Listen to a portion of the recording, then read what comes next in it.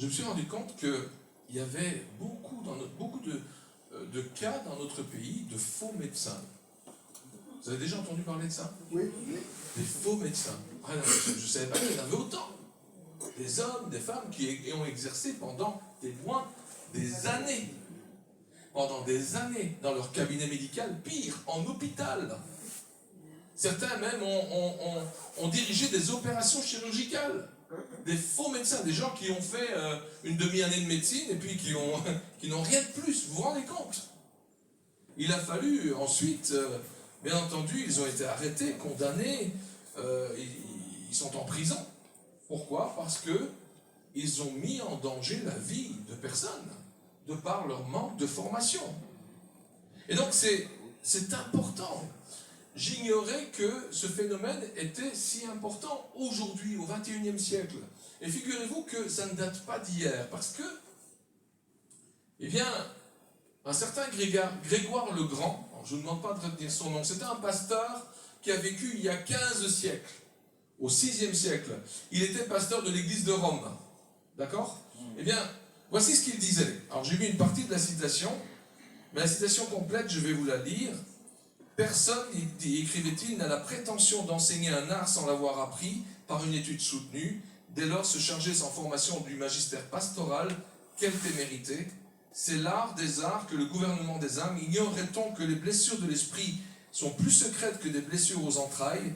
Et cependant, il arrive souvent que des hommes n'ayant aucune connaissance des enseignements de l'esprit ne craignent pas de se présenter en médecin du cœur, alors qu'on aurait honte de passer pour médecin des corps si l'on ignorait les propriétés des préparations pharmaceutiques. On est au VIe siècle.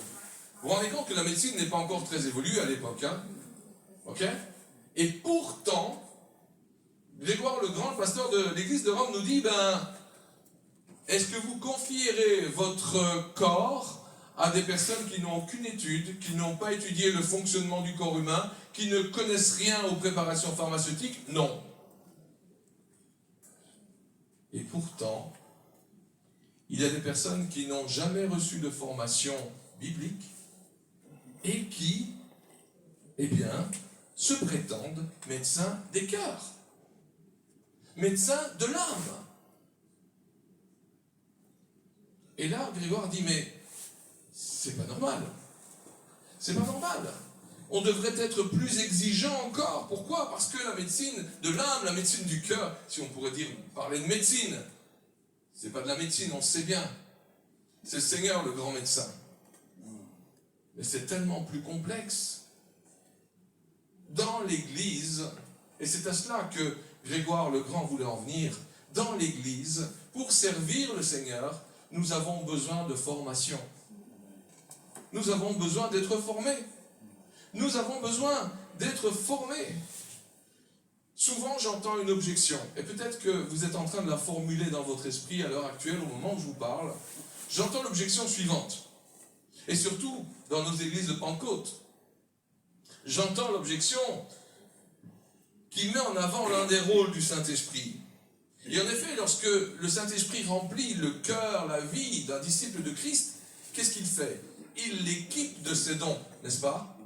Et ces dons sont pour le service.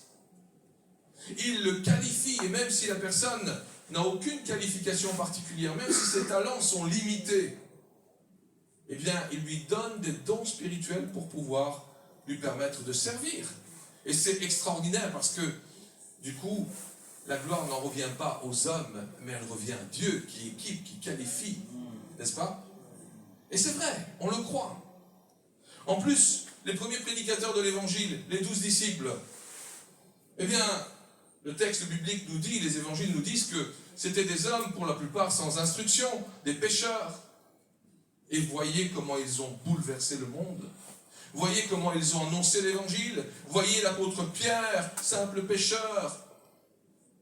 Niveau scolaire, primaire. C'était comme ça à l'époque. Niveau scolaire primaire, et pourtant, en acte 2, il fait une prédication, un enseignement biblique d'une telle qualité. Vraiment, le Saint-Esprit était à l'œuvre. C'est lui le plus grand pédagogue.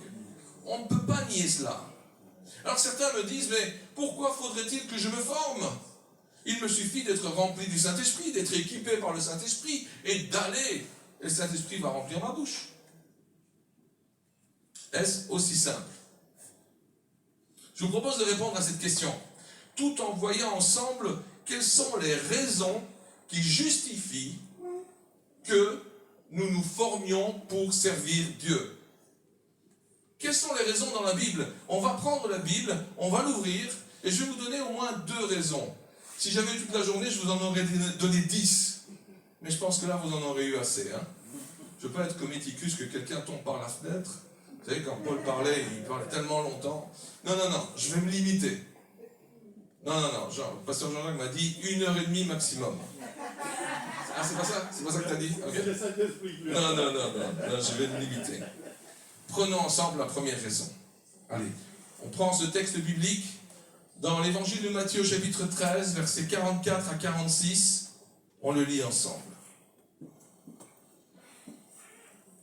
Le royaume des cieux est encore semblable à un trésor caché dans un champ. L'homme qui l'a trouvé le cache, et dans sa joie, il va vendre tout ce qu'il a et achète ce champ. Le royaume des cieux est encore semblable à un marchand qui cherche de belles perles. Il a trouvé une perle de grand prix, il est allé vendre tout ce qu'il avait et il l'a acheté. La formation pour le service est indispensable et c'est la première raison. C'est parce que nous avons découvert une perle de grand prix. Il n'y a pas beaucoup d'amen, mais on va y arriver. Pour bien comprendre ces 2 petites paraboles, il faut un peu se remettre dans le contexte de l'époque. On est en Judée, d'accord? On est en Judée. À l'époque, il n'y a pas de banque. Comme nous, quand on a des biens, qu'est-ce qu'on fait? Quand vous avez des beaux bijoux en or, des perles précieuses, etc., des pièces d'or, vous avez un coffre. Ou vous allez à la banque qui a un coffre, d'accord? À l'époque, il n'y a pas de coffre. À l'époque, la meilleure chose que vous puissiez faire, c'est mettre tout ça dans un récipient type un vase, de le sceller et de le cacher quelque part dans la terre. La terre est la meilleure banque. Pourquoi? Parce que la Judée était infestée de voleurs, infestée de brigands, infestée de soldats romains qui se croyaient tout permis, qui pouvaient entrer dans les maisons et vous prendre vos affaires sans que vous puissiez vous péter. Non, vous ne pouviez rien faire. Donc la meilleure chose à faire, c'était de cacher votre trésor, vos biens les plus précieux, quelque part où. Il n'y a que vous qui saviez où c'était, mais dans la terre. Et donc ici, ce que Jésus nous dit, c'est que, en fait, il y avait des fortunes enfouies dans le sol un peu partout, puisque tout le monde cachait ses trésors un peu partout dans le sol. Et donc il pouvait arriver que quelqu'un qui creusait la terre par inadvertance, sans vraiment qu'il cherche quoi que ce soit, tombe sur un trésor. C'était courant. Malheureusement, nous, quand on bêche notre jardin, c'est pas le cas. Hein. Je ne sais pas pour vous. Moi, j'ai rien trouvé jusqu'à présent, et pourtant. Imaginez la joie immense de la personne qui découvre un trésor alors qu'il ne cherche pas un trésor. Waouh, qu'est-ce qu'il fait? Il achète le terrain pour être sûr que c'est bien à lui. C'est le trésor, il le remet là pour être sûr que personne ne m'a vu. Ok, il achète le terrain. On est d'accord? Bien. L'idée de cette parabole, c'est vraiment le fait d'avoir une énorme joie. Une joie qui pousse la personne qui a trouvé le trésor à tout abandonner pour ce trésor. Et la deuxième petite parabole, elle vient renforcer l'idée de la première. Vous savez comment? Tout simplement parce que contrairement à ce que nous pensons aujourd'hui, à l'époque, une perle précieuse, une perle de grand prix, était l'objet le plus désirable au monde. Beaucoup plus désirable qu'un tas de pièces d'or. Beaucoup plus désirable qu'un grand trésor. Une perle précieuse, une perle de grand prix. C'était le summum de la richesse.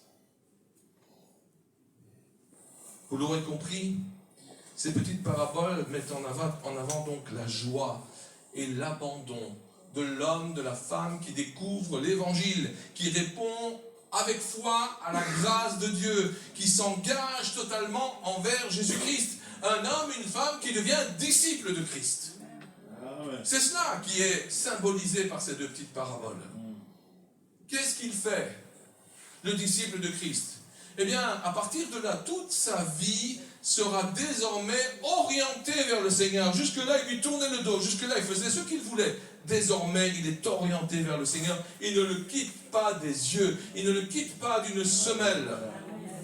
Il est tout à lui. Jésus devient sa plus haute priorité dans la vie. Il avait plein d'autres priorités avant. Maintenant, c'est sa plus haute, c'est Christ. C'est lui, ses yeux sont focalisés sur lui. Pour lui, il est prêt à tous les sacrifices. Comme cet homme qui trouve un trésor et qui vend tout ce qu'il a pour pouvoir acheter ce champ. Il est prêt à tout pour Christ. Il s'engage envers Christ sans réserve, totalement, sans arrière-pensée, de manière absolue, sans aucune retenue.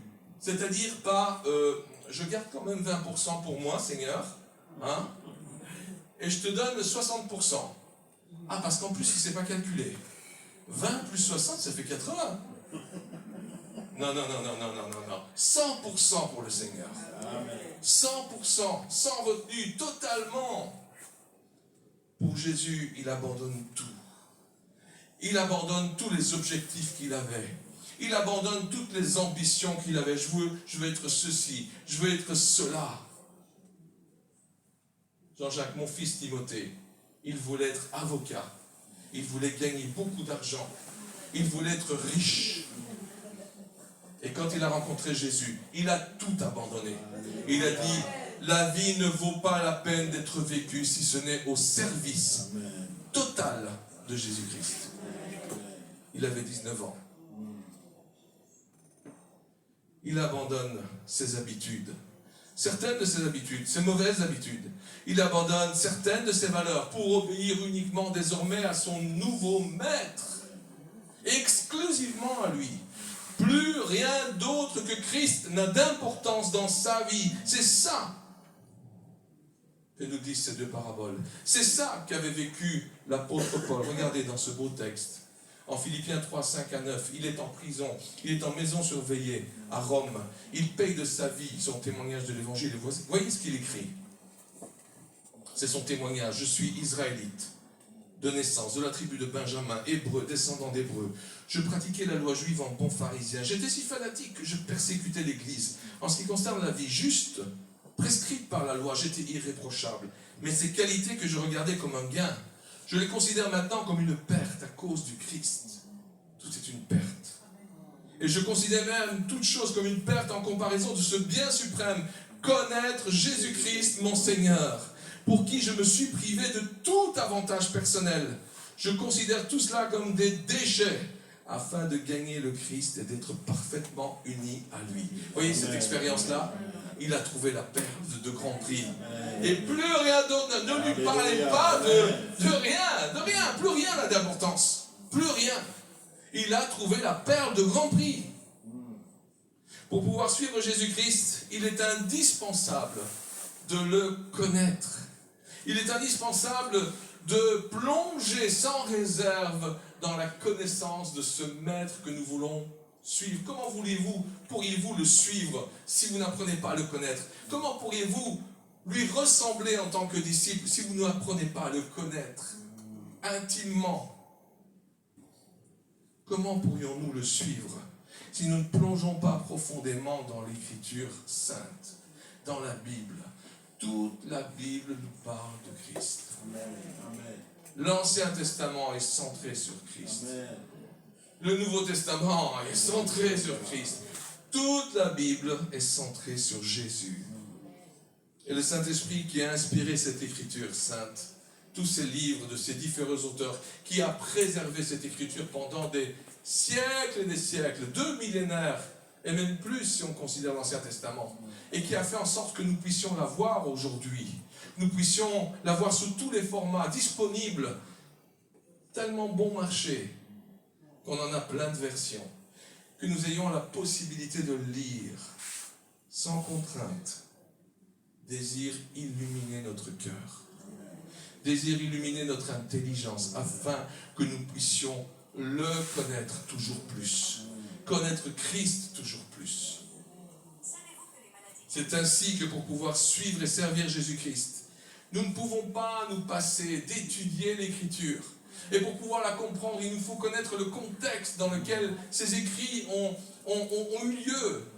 Il nous faut comprendre, comment dirais-je, le contexte, les destinataires. Il nous faut replonger dans la culture d'alors.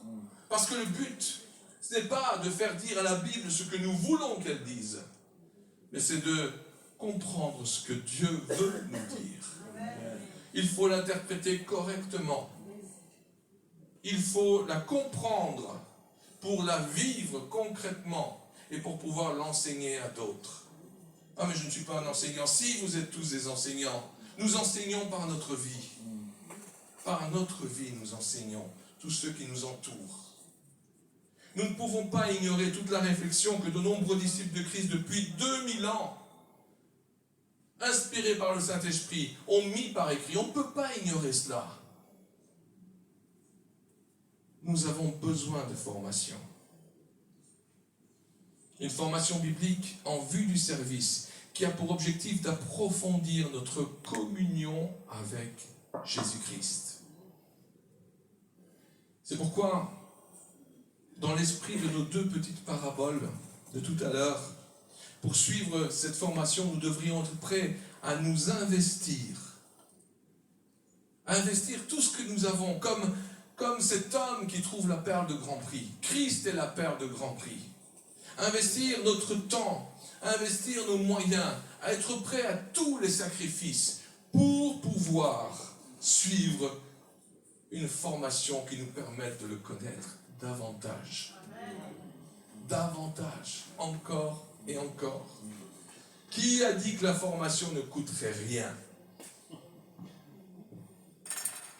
Nous avons abandonné, j'ai abandonné le travail, nous avons abandonné notre maison, notre famille, pour aller nous former. Nous avons appris à compter sur le Seigneur, qui a toujours été fidèle. Et il y a des milliers d'exemples comme cela. Parce que quand on met Christ en premier, eh bien, regardez ce que l'apôtre Paul écrivait à la fin de sa vie. C'est juste les versets qui suivent, ceux qu'on a lus tout à l'heure.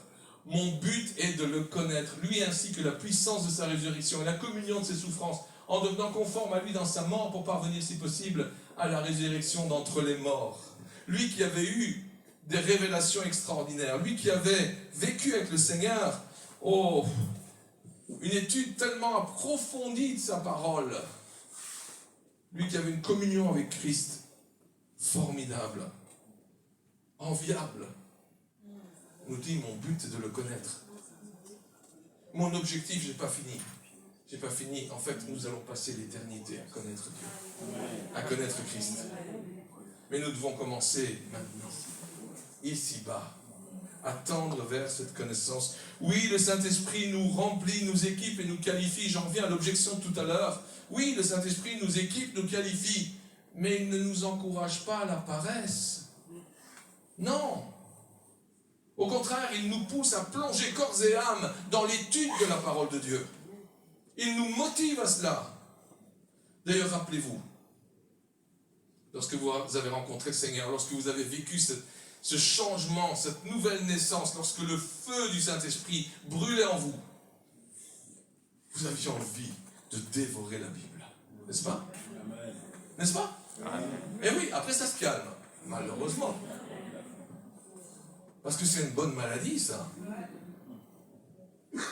Lorsque le Saint-Esprit agit, il nous pousse à lire les Écritures. Il nous pousse à connaître Christ. Il nous pousse, c'est son œuvre. Il nous rend affamés, assoiffés de la parole de Dieu. Voilà pourquoi se former auprès d'enseignants de la Bible, qualifiés et reconnus, c'est investir dans une nourriture saine pour notre âme. C'est investir dans une nourriture bénéfique pour notre croissance. C'est un bon investissement. Parce que nous devons grandir dans la connaissance de Christ. Tout à l'heure, je donnais aussi un autre argument que j'ai entendu. Les 12 disciples, ils étaient, rappelez-vous, n'avaient pas d'instruction, niveau primaire. Et le Saint-Esprit les a remplis. Oui, mais on oublie une chose. c'est que les 12 disciples, ils ont été formés par Jésus. L'apôtre Jean qualifie Jésus de la parole, le logos. La parole de Dieu incarnée, faite chair. Alors moi, j'échange 50 années d'études de la Bible contre 3 années avec le maître. Voilà, tout de suite. Hein. Je sais pas, tu échanges aussi? Oui, voilà. Ils ont eu une formation extraordinaire, mais vous parlez de formation, là, c'est une formation unique. Unique. Ne dites pas qu'ils n'étaient pas formés. Ils ont été formés au pied de la parole. Alléluia. Alléluia. Dans la nuit du 18 juin 1981, 20 hommes ont livré 1 million de Bibles en Chine par bateau. À l'époque, comme aujourd'hui d'ailleurs, la Bible était totalement interdite. Plus encore qu'aujourd'hui. Aujourd'hui, ils ont changé de stratégie. Je vous en parlerai tout à l'heure. Mais à l'époque, c'était totalement interdit. Ils ont choisi de braver les interdictions. En bateau, 20 millions de Bibles. Vous savez ce que ces hommes disaient juste avant de partir? C'est Porte Ouverte, l'organisation Porte Ouverte, qui nous raconte cela. Voici ce qu'ils disaient. Nous sommes déjà tous allés en prison pour notre foi en Jésus-Christ. Et cette fois, nous sommes prêts à mourir. Si cela signifie qu'1 million de frères et sœurs pourront avoir un exemplaire de la parole de Dieu. Nous sommes prêts à mourir. Vous savez comment Porte Ouverte a appelé cette opération? L'opération Perle. Parce que chacune de ces Bibles était une perle de grand prix. Alors, ce matin, je vous pose la question. La Bible est-elle pour vous une perle de grand prix? Amen. La Bible est-elle pour vous une perle de grand prix? Au point où vous seriez prêts à tout sacrifier pour elle? Au point où, comme ces hommes, étaient prêts à mourir pour que cette perle puisse être trouvée par 1 million de leurs concitoyens. Êtes-vous encore affamés et assoiffés par la parole de Dieu? Ou devons-nous demander au Saint-Esprit de venir rallumer le feu en nous? Sommes-nous tendus de tout notre être vers une plus grande connaissance de Jésus-Christ en tant que disciples? C'est cela que ces paraboles nous disent. Et c'est en cela qu'elles nous interpellent. Mais je vous ai promis 2 raisons. Et donc j'aimerais que nous abordions la 2e raison qui nous pousse à la formation pour le service. La 2e raison, nous la trouvons dans l'évangile de Jean, chapitre 17. Dans cette fameuse prière que Jésus fait pour nous. Jean 17, 14 à 19. Jésus dit, je leur ai donné ta parole et le monde les a pris en haine parce qu'ils ne lui appartiennent pas comme moi-même je ne lui appartiens pas.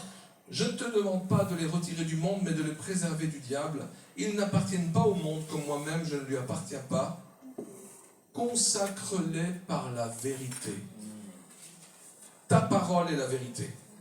Comme tu m'as envoyé dans le monde, moi aussi je les y envoie. Et je me consacre moi-même à toi pour eux, pour qu'ils soient à leur tour consacrés à toi par la vérité. Amen, amen. Amen. Amen. Dans cette prière, Jésus nous rappelle que lorsque nous choisissons de devenir ses disciples, nous ne pouvons plus vivre selon les règles du monde qui nous entoure. C'est terminé. Nous devons vivre selon les règles de la parole de Dieu. Nous ne pouvons plus vivre selon les règles de nos coutumes, de nos traditions, de notre culture. Nous devons vivre selon les règles de la parole de Dieu. Et cette nouvelle manière de vivre, nous dit Jésus, eh bien, elle suscite de la haine du monde qui nous entoure, de l'hostilité. Pourquoi ? Parce que le monde qui est soumis au prince de ce monde, dans un système de mensonges. Et Jésus nous dit, nous sommes au contraire dans la vérité. Les lumières et les ténèbres ne se mélangent pas. La vérité et le mensonge ne se mélangent pas non plus. Et donc il y a hostilité. Dans un tel contexte, la tentation pour certains, et ça a été le cas dans l'histoire de l'Église, serait de fuir le monde. Le monde est hostile. Le monde est ténèbres, le monde est mensonge. Retirons-nous, isolons-nous. On va construire un monastère à Pierrefitte, sur les hauteurs. Voyez, et on sera juste entre nous. On descendra un panier pour avoir des courses. Non, je plaisante, hein, c'est pas un projet d'église. Non, hein, c'est pas un projet d'église. Non. Certains, c'est vrai, se sont isolés dans les couvents, dans les monastères, face à ce monde hostile. Oui.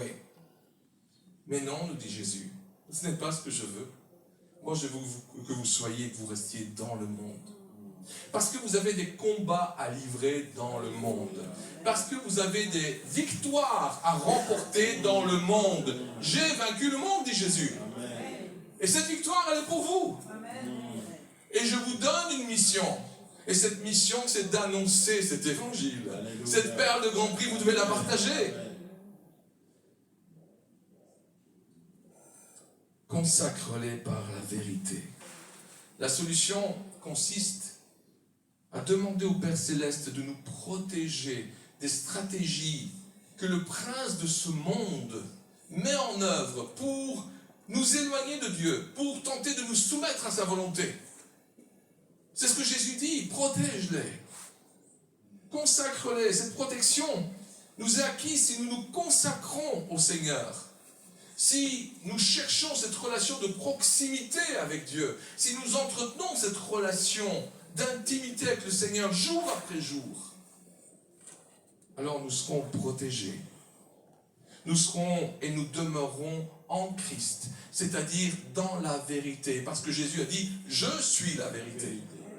Je suis la vérité. Amen. Amen. Amen. La parole de Dieu met des mots sur la vérité qui s'est faite homme en Jésus. Amen. Alléluia. Mais dans le verbe consacré que Jésus emploie, se trouve également l'idée de s'équiper.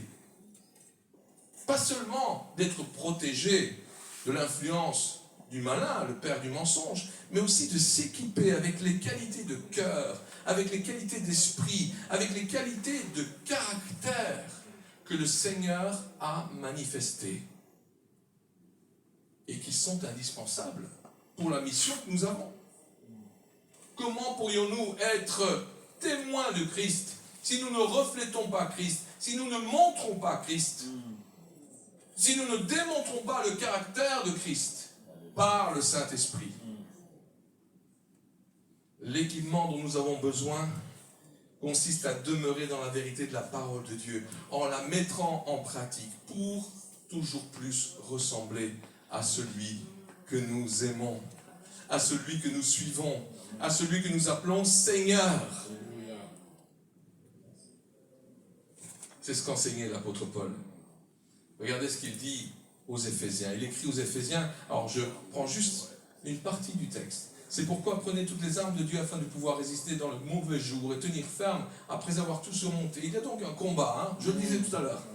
Tenez donc ferme, ayez à vos reins la vérité pour ceinture. Vous savez, le soldat romain, s'il n'avait pas une ceinture militaire, il y a tout qui tombait. Déjà, ses armes, il ne pouvait pas les faire, voilà. La vérité pour ceinture, c'est fondamental. La vérité vécue et proclamée, indispensable aux soldats de Christ. Indispensable. La question sera pour nous ce matin, mais comment pourrions-nous, en tant que disciples de Christ, vivre et proclamer la vérité si nous ne la connaissons pas? Si nous ne la connaissons pas, si nous ne nous laissons pas équiper par la vérité, enseigner par la vérité, comment pourrions-nous vivre et proclamer? Est-il possible de vivre et d'enseigner quelque chose que nous n'avons jamais appris? Non. Parce que même lorsque nous serions privés de Bible, dans un endroit désert, même lorsque nous serions dans l'attente de ce que le Saint-Esprit nous révélerait, nous apprendrions de lui. Nous serions en formation avec lui. Non, il faut apprendre. Il faut apprendre. C'est pour ça que le Saint-Esprit a fait des dons à l'Église. Il a donné des pasteurs. Il a donné des enseignants. Il a donné des personnes qui sont équipées pour enseigner la vérité.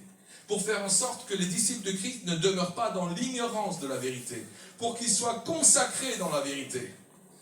Et donc il ne tient qu'à nous de nous laisser équiper de cette ceinture de la vérité en vue de notre mission. Nous avons choisi la vérité.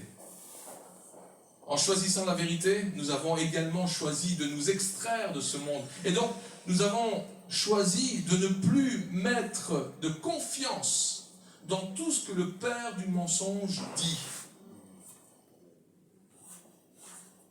Malheureusement, combien de disciples de Christ n'estiment pas utile ou nécessaire de se laisser enseigner par la parole de Dieu? D'être fondés dans la vérité, d'être consacrés, mis à part dans la vérité. Combien de disciples de Christ estiment que ce n'est pas nécessaire, qu'ils en connaissent assez, et donc ils se soustraient à l'enseignement qui est donné dans leur église.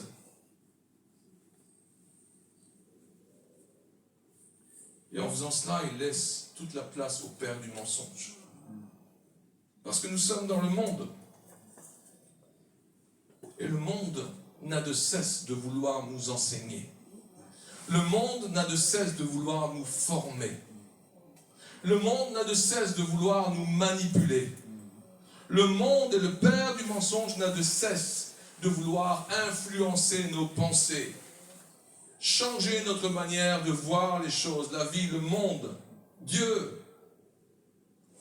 Le monde n'a de cesse de vouloir nous soumettre à ses idéologies, à sa façon de penser. Et le père du mensonge obtient même carte blanche pour enseigner ce qu'il veut.